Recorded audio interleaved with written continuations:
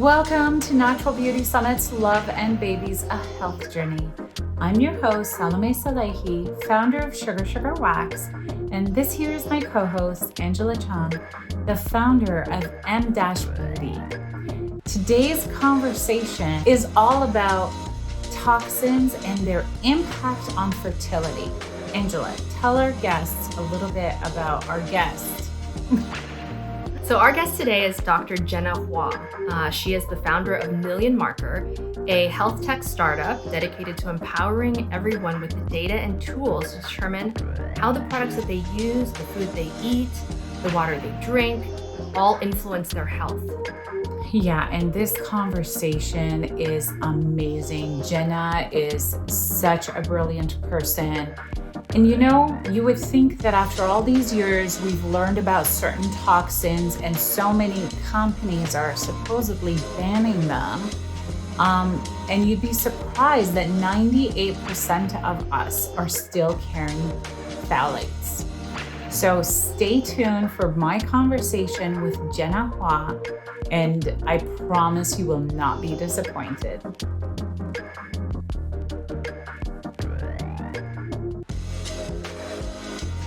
Hi everyone, welcome back to Natural Beauty Summit. I am so excited about this conversation I'm about to have with Jenna Hua, who, as you will learn, is right at the convergence of, what some of the different fertility camps that we've kind of grown accustomed to. And we're going to get into a really interesting conversation about all the things. So before I start rambling, I'm going to start with introducing my guest, Jenna Hua. Jenna, I am going to give you a second to just introduce yourself, because your work is so multifaceted that I don't think I'm going to do it justice. So welcome to the Natural Beauty Summit. Thank you so much for having me. It's an honor to be here, and I love your program. Thank you. Thanks so much. So Jenna, let's start with Million Markers and what you're doing there. Give me kind of like the brief backstory. When I was reading through some of the content, I was kind of like, is this a humanitarian mission or is this a business? And I'd love to hear from you, like what kind of brought you into it? All of the above. Hi, everyone. Thank you so much for having me. My name is Jenna. I'm the founder and CEO of Million Marker. At Million Marker, we provide a direct-to-consumer environmental toxin test, allowing you to understand what's your body burden of endocrine disrupting chemicals, particularly the ones that in everyday products, something that you can take control of. Many people are not aware, but we know these hormone disrupting chemicals are linked to fertility issues, diabetes, breast cancer, chronic illness, you name it. So our goal is to educate people so they can start taking actions, not only understanding their exposure, but actually do something about it. Oh, go ahead. Sorry. No, I was just saying that's awesome. Continue. I started doing this. I mean, you said it right. Like whether it's humanitarian or if it's a business. I believe it can be a business. The reason I started the company was out of my own frustrations, both professionally and personally. So professionally, my background research, I did a lot of nutrition and also environmental health research. I stayed in academia for a long time. After I finished my postdoc, I got very frustrated because we don't have data to study these chemicals. We have been studying these chemicals one at a time, but we're being exposed to so many things all at once. And also another factor is, even if you and I have the same exposure, because we have different genes, we would respond very differently inside. We have no idea of knowing, what's happening inside of us. So having that understanding, I think it's extremely important for prevention, because right now you can see that we have just a boost in precision medicine, but people talk so much about genetics. The issue with genetics, it's important, but there's not much you can do with your genes. You can't really change your genes that much, but your environment really matters. Actually, up to 70% of your chronic disease risk is actually attributed by your environment. So one quote we always say is, genetic loads the gun, but environment pulls the trigger. So this makes the environment piece extremely important, but yet we don't really have data or tools to allow people to understand, what is my environmental exposure? What can I do to minimize harmful exposures and how to optimize my health? So that piece professionally is really, really interesting to me. And also it's a complete blank that we don't have the data, we don't have the tools. And one of my goals is, I have been studying public health. How do we do prevention? Because the whole medical model have been focusing so much on treatment. How do we do prevention? How do we increase people's quality of life and optimize their health? Oh my gosh, there is so much to talk about there. And like, I feel like we're just starting to scratch the surface, but I want to just kind of create some context for our viewers. So if any of you guys have been following our episodes, the very first Natural Beauty Summit, which was all about detoxing your beauty regimen, every single interview and every single conversation was about like all of the toxins in our personal care products, our environment, our air, our water, in all of the unexpected places, and how to detox your life, your lifestyle, and then also optimize your detox mechanism in your body. So one of the reasons why I really wanted to have Jenna here is like on the Million Marker website, which the link will be in the show notes and in the email that you got. There, it touches on all of the things that we talked about. And what I find, like I think one of the things that's really clear, and we can talk about it for hours and hours and hours, is that, we know that environmental toxins are leading to everything from like autism to like cancer and all kinds of disorders and diseases. We already know that. For the purposes of this show, Jenna and I are going to be really focusing on fertility, because this is, again, one of the areas that, first of all, we haven't really explored, but like Jenna said, there isn't a ton of data to really help us understand this particular phase of our life, or, not that everyone goes through it, but for those of us who do, it's like an important milestone. So one of the things in fertility or infertility that I have found, just talking to different experts through this, Jenna, has been that there's kind of like two camps. There is like this, like, holistic, we don't know why it works, but drink this tea and like practice this thing. And like, for lack of a better word, not that it's not real, but it's a little woo-woo. Like, it works, but you don't really know why. Mm-hmm. And then you go to the other side, which is like medical, right? It's like, okay, well, we're going to give you this and this and this and this, and this is what's going to happen. And sometimes it works, and sometimes like other spontaneous things happen. So I feel like fertility is like really like complex.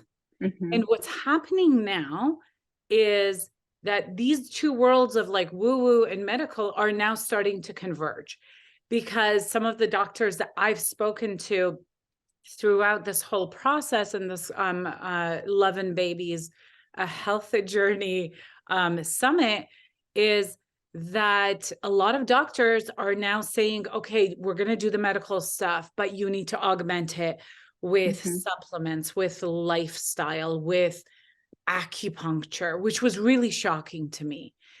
And I feel like you, and where you are with Million Marker, is like you're at the epicenter of this convergence. Like, you're bringing together the things that maybe were kind of woo-woo or not deeply or well understood, and you're matching it with the data, and it's starting to paint a really clear picture. Now, the point of this podcast is not for me to talk as much as this or show. Sorry, I said podcast. Oops. So Natural Beauty Summit is turning into a podcast, but I wasn't supposed to say that. Anyway, for the show, for the purposes of the show, like, you're really crystallizing this picture. So I would love to hear from you, like, what are these biomarkers that, you know, you're looking for or we should be aware of, and how are they linked to fertility? And why are they even You're important for fertility? you're right on. I mean, fertility is actually one of my personal reasons of starting Million Marker, because I had a lot of fertility struggle myself. And after 4 super late stage miscarriages, the doctors were just telling me, good luck next time. And we couldn't figure out, we did all the genetic testing, we did everything. There's nothing wrong with me. And I had no family history, yet I couldn't carry through a successful pregnancy. So it was like very frustrating just being not having an answer. Because I studied environmental exposures, I know this could trigger fertility issues. And then when I went to the doctor asking for a test, because I think data is solid. You know, if you have the data, you really understand what's going on. And I really want to see that data. I want to see my lab test. Okay, is the exposures are the environmental exposures actually trigger my fertility issues? But when I went to the doctor, they told me the only test available is heavy metal. But we know, we literally, for these environmental toxins, which is biomarker you ask, like some of these biomarkers, we have been studying these for decades. The CDC, through the National Health Nutrition Examination Survey, we have been tracking people's exposure over the last 40 years. And then we have seen higher exposure of environmental chemicals leads to these fertility issues and other chronic disease issues. Even though it's association, we know high exposure associate rather than causing, but because we have large amount of people who are exposed and then we see the trend, you know, what we call it, we want to take the precautionary principle. If we know something is bad, then we don't want to, you know, we don't want to expose ourselves, especially we see there's a clear trend. And then we also see there are some causal data in animal models. So it was just very frustrating not having the tool to do it. And so I figured, since nobody is reading my papers anyway, I should I should be doing something different. And this is kind of bring to the topic, like these biomarkers. What we have known is what we call these chemicals, hormone disrupting chemicals. Biomarkers, what we're measuring is actually measuring metabolites. So what your body have, you being exposed to the chemicals, what your body have processed through your metabolism, and then we measure the output of your metabolism. So we measure these things, we call them biomarkers. And I think that the biggest benefit for knowing, understanding your biomarkers is then you know what's going on inside of you and you can do something about it. So this could be not only it's data, it's knowledge, it's actually actionable. And then when talking about biomarkers and also like exposures, I also want to distinguish there are 2 types of chemical exposures in general. One is, we call it persistent chemical exposure, and then one is more transient chemical exposure. The persistent chemicals are, people might heard of like PFAS, the forever chemical. The reason we call them forever chemical is because they're persistent. That means once you expose to those things, there's not much you can do. They stay in your body for a long time. So once you expose to, that's it. But that makes it really important to prevent future exposures, which also makes it really important to prevent exposures that you can actually have control of, which is the transient exposures. So the transient exposures are, you mentioned, like, are the chemicals like in everyday products, in beauty products. So we're talking about, you know, even in fast food packaging. So we're talking about BPAs, BPA alternatives, phthalates, parabens, oxybenzones. So these are the ones that are transient. And I think it's really, really important for people to know that they absolutely can control these exposures. And what we also have seen is a high, even for these transient chemicals, even at higher exposures are also linked to these issues. And you have to kind of also trust your body, because your body literally, you have the detox mechanism to get rid of them. All you need to do is eliminate your source of these exposures. So this is different from, you know, the persistent chemical. So, and then what also we have seen is, if you actually have, because we know we're being exposed to so many things all at once. So if you have actually compound exposure, you know, transient exposure plus plus persistent chemical exposure. The more exposure you have, we actually have seen in animal models as well as human studies that they lead to worse outcome. These chemicals do have synergistic, they add up. So you definitely don't want your cups get full. You know, you have you Your you know, like toxic slowly load. accumulating, right? Yeah, like your toxic load. I mean, I think that's kind of been like, part of the mission and the purpose of this whole summit has been to make people aware so that we can lighten that chemical load. Now, thank you for sharing your personal story. I do have a question about that, if that's okay. Yes. So, how did you figure out how to test for, the toxins, knowing that like they probably play a role? Like, is that something that you did, and what was the outcome? So I know it's possible because it has been done by the CDC. It's been done in research studies. It just we don't really have a direct to consumer way for to order it or to get it done. And I think a part of the concern why this hasn't been offered, or even in research studies, many times when they measure these chemical exposures in research participant, they don't usually report it back to the participant. Part of the reason was because one, it's really hard to figure out where these chemicals are coming from. So even today, when we're trying to figure out, we can't say 100%, but we're probably like a 90% sure, like where they're from by measuring them and then understanding your lifestyle and your exposure, but you still cannot say for sure. The other hurdle is that people don't really you don't really once you have exposed to these chemicals, you don't really feel anything the next day. Same as if you have trying to detox, you don't really feel anything the next day.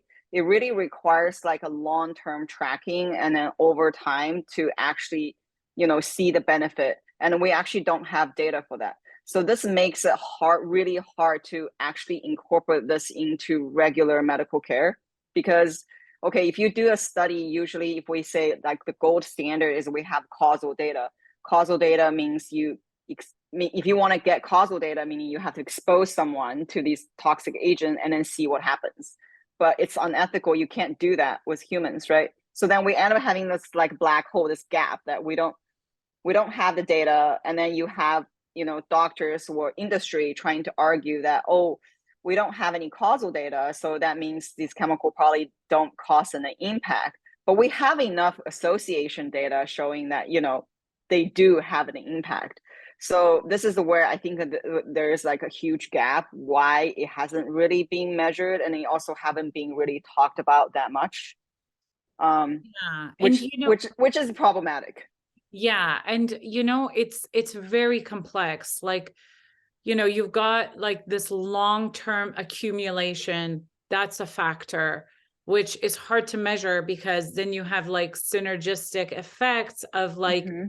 different lifestyle choices. So you might be using something today that like you're not using in like 2 years from now. And then you have like the complexity that you actually touched on earlier, which I think is fascinating, is your DNA and how your genetics interacts, Mm-hmm. metabolizes, and processes these external toxins. So it's really hard, even if you can like track every single one Mm-hmm. of those toxic exposures, you can't make hard and fast rules about like, Mm-hmm. well, if this, then that, because the if this is the DNA variability, which I don't even know. Like, can you even put categories up against? Like, can you even say like, these types of people? Like, I don't even know if you could do that because it's so complex. Yeah, not really. Which is kind of also echoing when you said like fertility, the two camps are merging, right? Fertility is exactly the same thing. It's really complicated, and not only your toxic chemical exposure factoring into your fertility, your genetic factoring into your fertility, your stress definitely factoring into your fertility. I mean, even though there are voodoo ways of helping you, but I think if that can help you de-stress during your fertility journey, hey, go for it, because we know stress is no good. And when you think about if you have high stress, we talk about these hormone disruptors, right? Hormone disruptors, they mess with your hormones, but when you have high stress, your cortisol will be high. And then that will also disrupt your hormone pathway and leads to worse outcome. So I often, think about it, like when we talk about having people detox, if people are so gung-ho about it, like they're really frustrated, want to limit everything, they get really stressed out. And we actually don't want people to do that, because if you're stressed out, you're getting that high cortisol, then is that counterbalancing the effort you just made detoxing like the rest of the environmental toxins, right? So it's definitely a balance. The same for detox, and same for fertility. And thank you for saying that, because I think like one of the things that is, I don't know, personal to me, maybe other people experience this, but the more I learn, the more stressed out I become, because I'm like, oh my God, like, fast food, right? Like it's just sometimes more convenient when we're on a road trip to stop at a fast food place. I'm not going to name any because I don't want to condone or support that behavior, but you know what I mean? Or like, I mean, even in like the product development of my business, like we know so much about like the harmfulness of like plastics, not just how they leach into products and get, absorbed, but like the environmental, which then has like, it's got this like domino effect. So I think what you're sharing right now is really, really important. I think like we have to maybe shift our paradigm. And I think like, learning about your work, it helped me shift the paradigm. And I know that you scientists are really, really about, the highest quality, most precise data sets that are very directly like the causality versus like association, right? I think as a consumer though, we don't necessarily like need to understand that much in depth.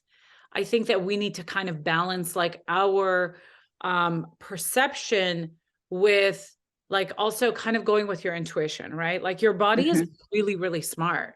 Like it is detoxing you, and just kind of following that gut feeling and intuition, but also educating yourself so that you're not like consistently and persistently exposing yourself to forever chemicals, or the other one, what did you call it? We call them transient chemicals. Transient chemicals, right? Like making a few lifestyle adjustments, I think can really like give you a huge advantage. And I don't want to scare people. That's not the purpose of this. But I think it's important to understand, because we have had more fertility issues in the last like 20 years than ever. I mean, you've got like, 25-year-old girls who are like at their fertility peak, who are having really hard time conceiving. You've got, like even like my mother's generation, and when they started to see like menopause symptoms versus now, it's like a whole decade sooner. Yep. So, like the evidence is there. I think we can't ignore it, even if it's not causality, right? Absolutely. But I think like, I mean, I don't know. I got to ask you, like for someone who is trying to conceive, someone who has gone through what you went through, right? Like, what are some considerations without making it like overly scary or complicated? Like, if you're having infertility issues, then what should you be thinking about, looking at, reviewing? Like, what are some of those things? Well, first of all, see a good doctor. That's really, really important. And I think the second is don't be afraid. That's like a one thing I kind of realized, I mean, fertility is very personal and people don't talk about it. But I actually think we should actually talk about it more, so that we have a better understanding, and then having better support system, because it's really, really hard. Not only hard on your body, it's also hard mentally. So I think that's the first thing. And then the second thing is, yeah, obviously find a good doctor and don't be afraid. And there are like you can check your hormones, and you can check your egg quality, sperm quality. And I mean, these are hard data. You know, having that data will give you more information. And I think that's really important. And we also wanted people to start detoxing, start thinking about, because this is actually like the perfect time for, even if you don't have fertility issues, like thinking about a preconception stage. This is literally the best time. You literally get the biggest bang for your bucks, like making lifestyle changes. Because what we have seen in the data is that these chemical, long time ago, we thought, okay, these chemicals are probably not even going to cross the placental barrier. Not true. They totally pass placental barrier. So a mom's exposure will totally pass on to the kid. Not only that, we have seen in animal data, it passed on to the next generation as well. So meaning your grandparents' exposure actually will show up in you. So it really impacts generations, and which is like really, really, really crazy. So if you think about it, if you start like making these good lifestyle changes, you know, before you even trying to get pregnant, not only you can improve your egg quality, also sperm too, because these chemicals impact male as well, and it takes two to tango. Yeah. So not only you can improve your sperm quality, your egg quality, you creating a really good environment for your unborn kid, and your kid will have, you know, in utero stage, have a really healthy environment. And then when the kid is born, you have already adopted this really, really nice, like healthy lifestyle. Your kid is growing up with a healthy lifestyle. So it's like, it's almost like the perfect timing. And another thing we know is anytime your hormone have a shift or in growth, this exposure actually can cause way more impact than, you know, when you're adults, because for kids, their like detox system is not fully built and then they're growing. Well, anytime you have a hormone shift, you know, talking about, you know, growth stage, adolescence, menopause, any of these time, when you have a hormone shift, you definitely don't want anything to mess with your hormone. So it's Wow. really, really important for people to understand. And these chemicals are actually, they act in such tiny amount, like so tiny that you can't even see them. Like you just can't see it. You're talking about like a one drop of water in like 25 size Olympic swimming pool. That's how much it takes for the hormone to cause a downstream impact. So like, it's so important. We measure these things in nanograms. It's like so tiny, you just can't even see it. It's just numbers, you know?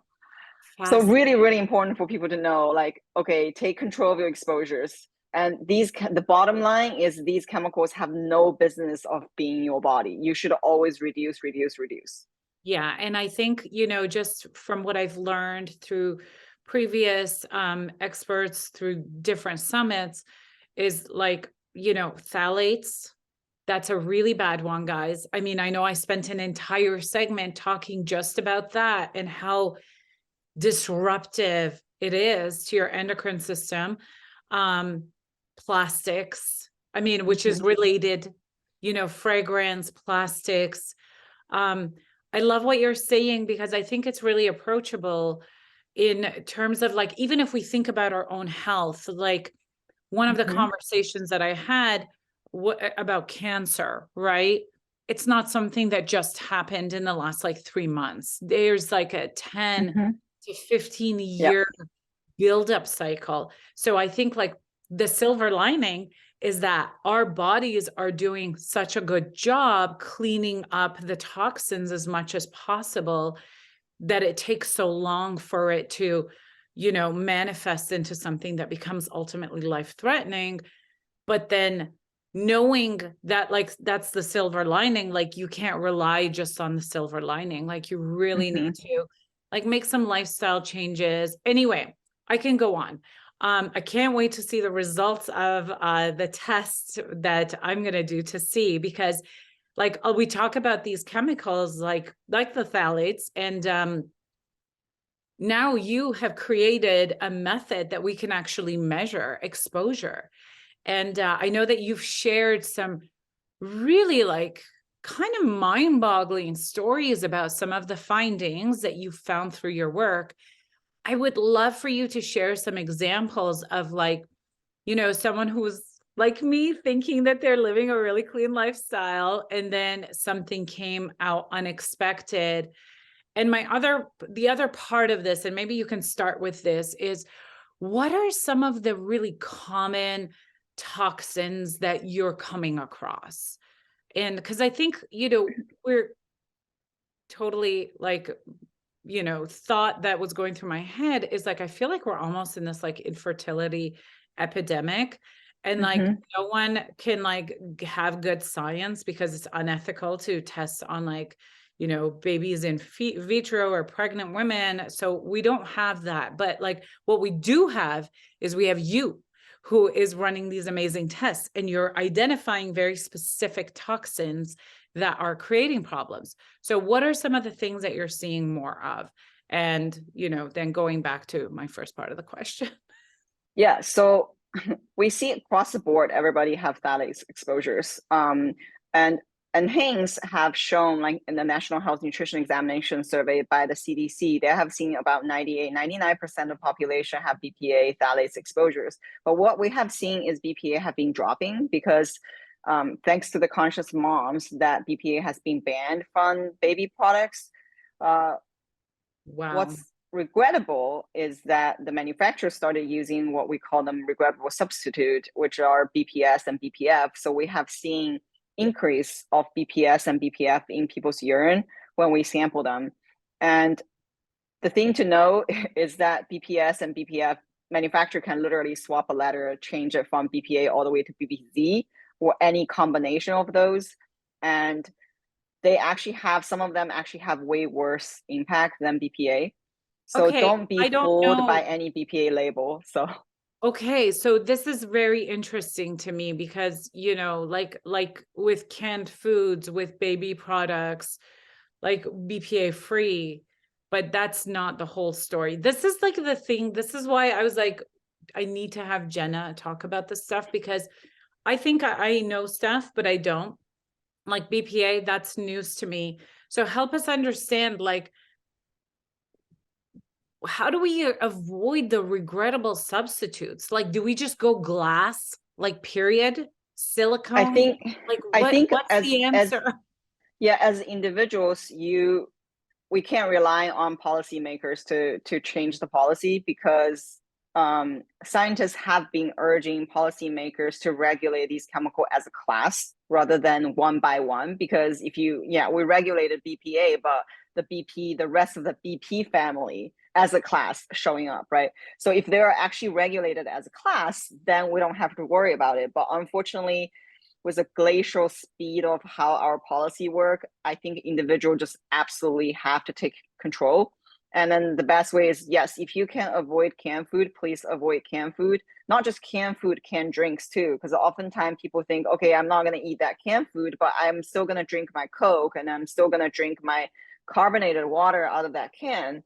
Yes. And if you drink a lot of that, you will get the exposure.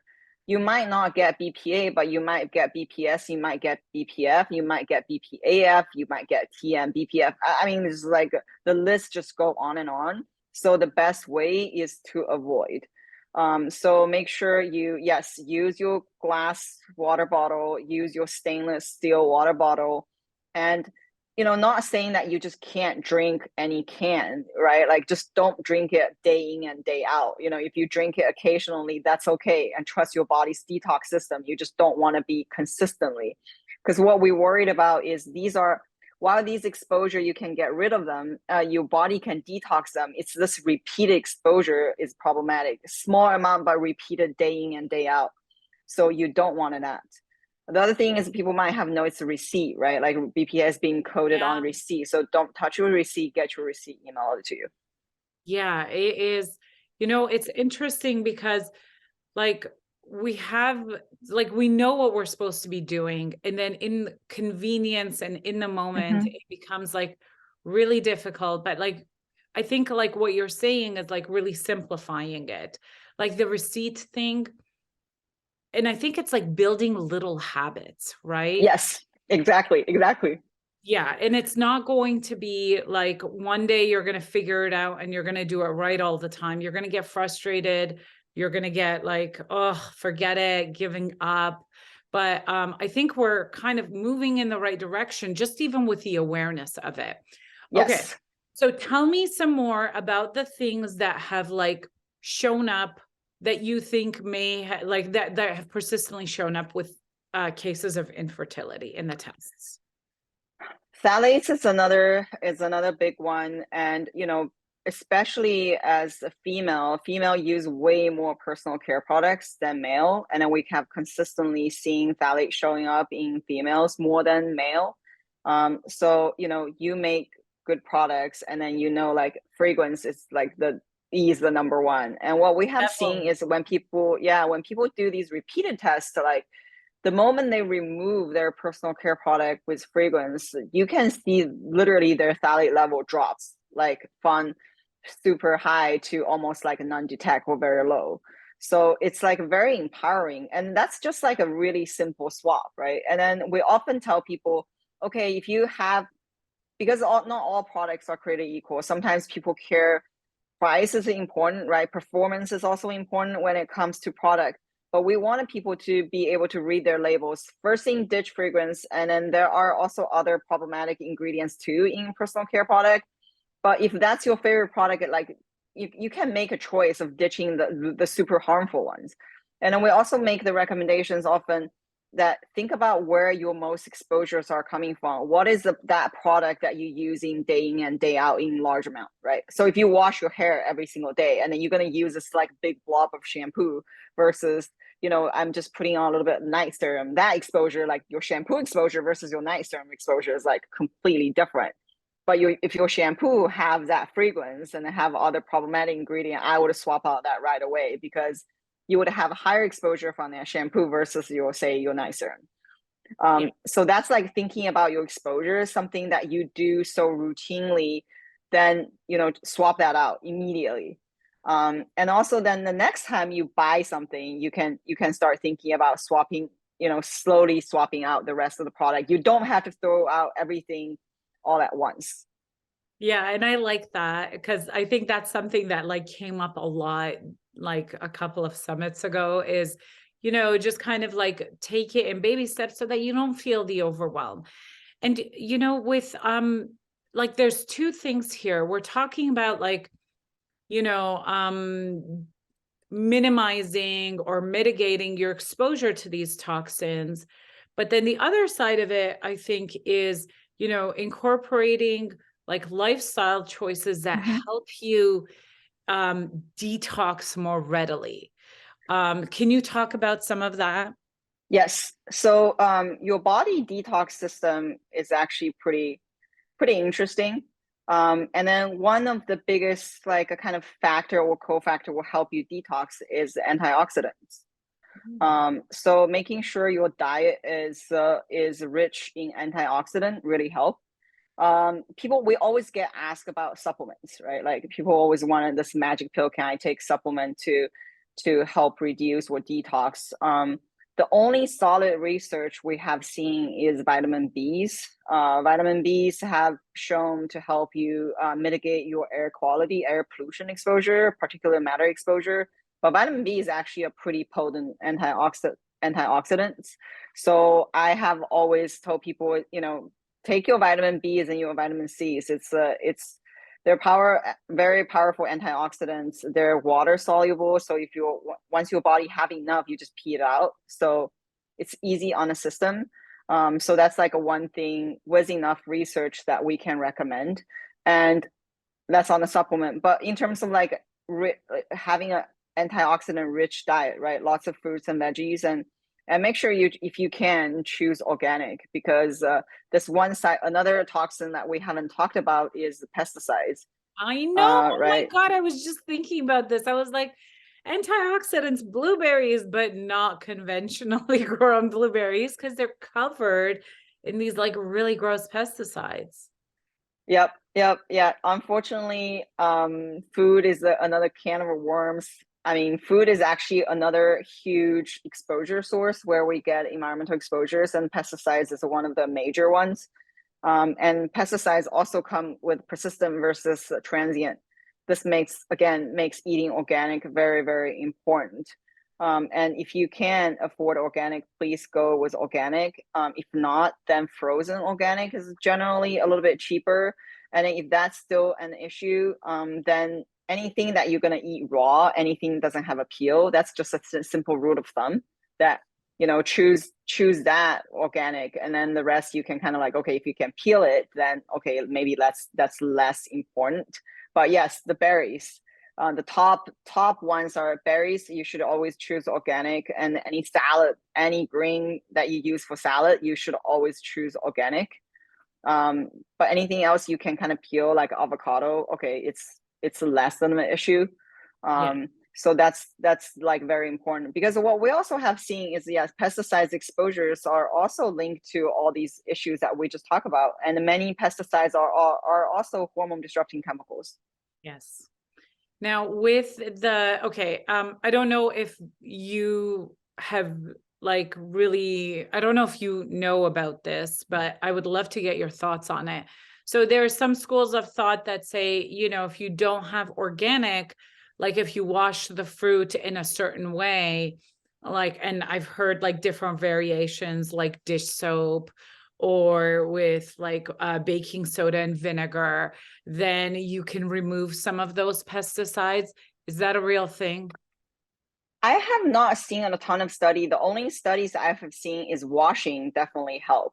Soaking and washing definitely help remove some of the pesticides, but not sure about using vinegar and baking soda, because if you actually change the taste, that can change the taste of your fruits and veggie, right? And then if it doesn't taste good, why would anyone wants to eat it? And then that kind of defeat the purpose of even having this fruit, right? Or veggie. So I think like soaking definitely help, especially leafy greens. And if you have a conventional one, you soak it. Like I soak my veggie and then I wash them like 3 times. Especially for some of the, so I'm Chinese, and then like some of the Chinese veggie, like Asian veggie, I couldn't get it like organic ones. So in that, if I get conventional, I always wash them. I soak them for a few hours and I wash them 3 times. But Wow. nobody actually have done the research, okay, how many times I need to wash to really remove it. It's just really hard to say. And even like organic food, like even organic food, depending on where they're grown and then what's the field next to it, there's no guarantee that this food is, completely, pesticide free. So again, this is another point, is that you do what you can. Like I wouldn't get too stressed out about it. You do what you can.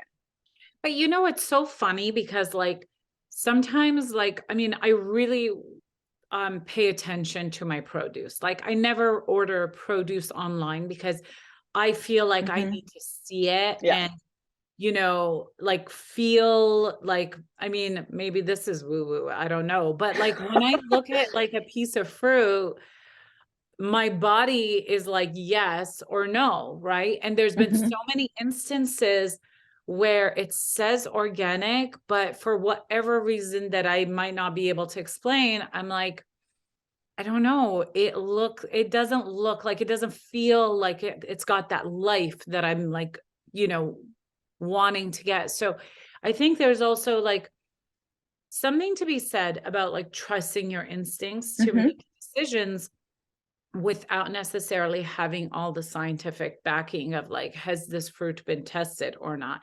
And sometimes, Absolutely. like I'll see something organic and it's just like, teeming with life. And I'm like, yes, this is a hard yes. So, we do what we can, but you're right. Don't overthink it. Don't let it like stress you out.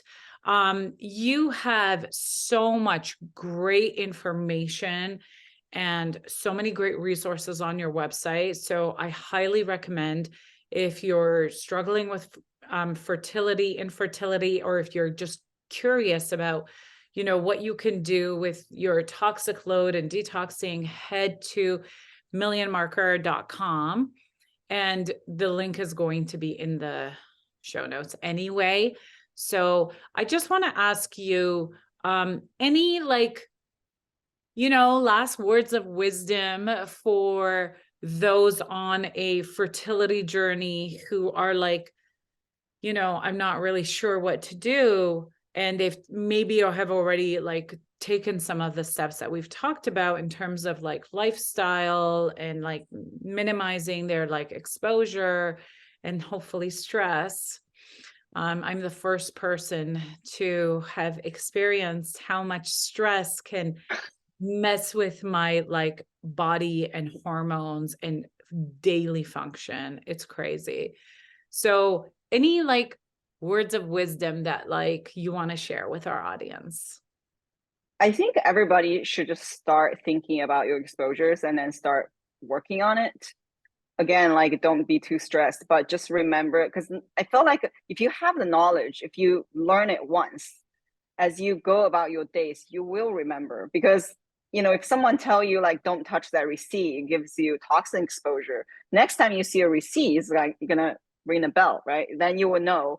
If someone tell you like, hey, don't choose a product with fragrance, the next time you go shop, that will ring a bell. So I think, like you said, and that's exactly what you guys are doing, is raising the awareness. And I think that's definitely the first step for people to take, is like, get yourself educated and just know some of the rule of thumbs, right? Like, okay, in your kitchen, avoid all the Teflon pans, and then trying to use glass Tupperware versus like plastic. Never ever microwave plastic. Don't touch receipt. I mean, these things you just need to learn it once. You don't have to learn a second time.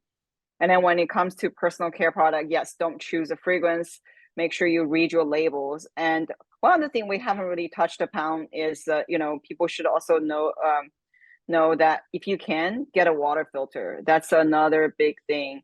Again, and I think fertility is like a really good kind of entry point to start really thinking about your lifestyle. But this really need to practice to beyond your fertility, right? It's literally a life course kind of approach that you need to be thinking about all the time, not just during your fertility window. So thinking about, water filter, any water filter is better than no water filter. But if you can get your hands on a reverse osmosis water filter, that will usually filter out all the chemicals that we just talked about, pesticides, including PFAS. So that's a really important one. And then the last thing is that, trying to eat in as much as possible, because when you eat out, you have no control over how that food is cooked, the food quality of it. And kind of like what you mentioned before, when you asked me about what are some accidental things that we found, is one thing we found is that when people eat out a lot, they have way higher exposure, because of you have no way of control how that food is prepared. Even if you go to, say, for example, if you go to a high-end restaurant, the chef might be using a glove, use that glove to cook your food, but the glove is not regulated. A lot of gloves have a ton of phthalates in them, because phthalates is what making plastic gloves flexible, and it's added, and then that phthalates will just leak into your food, and then you will eat it. Right. So, and also the fast food containers also have these coatings, and you just don't know. So if you eat in as much as possible, that will also help you reduce your exposure. At the same time that, it will increase your bonding time with your family, which is also very, very important for your mental health. And then again, lastly, is like all of these things they all work together. That's why, when we said like there's the two camp merging together, right? Like a mental health is very important. That's also can help you decrease your inflammation in your body, which then also help you maintaining your antioxidants, which then helps with your detox. So they're all connected. Yeah, so don't get too stressed out. Remember the rule of thumbs, and start acting on reducing exposures. Thank you so much for that. I actually recently went through something where we had a leak in our kitchen, didn't have a kitchen, and we were eating out every meal, every day for like way too long, like at least a couple of months, and I really started to see the effects of that. It really affected my health, my weight, how I was metabolizing, how I was moving in my day.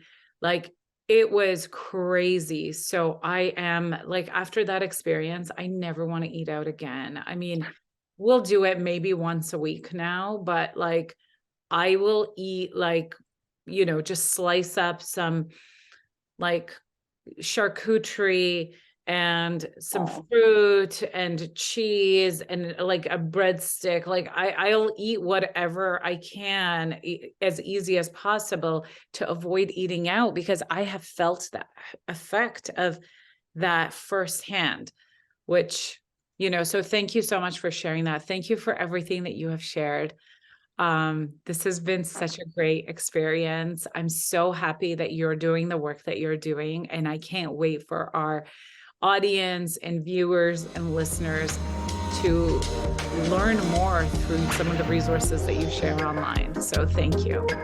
Thank you so much for having me.